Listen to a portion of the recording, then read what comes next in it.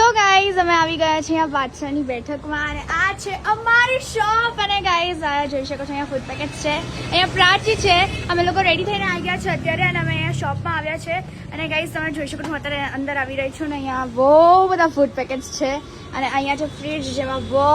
બધી cold drinks છે like વાવ guys Red Bull યા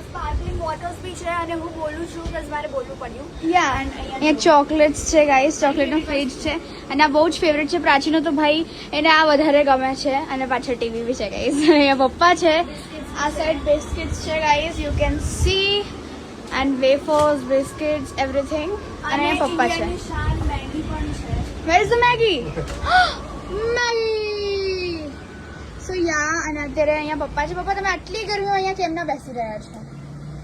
ગરમીમાં બેસવાની મારી મજબૂરી નથી, આ મારી જવાબદારી અને મકસદ છે.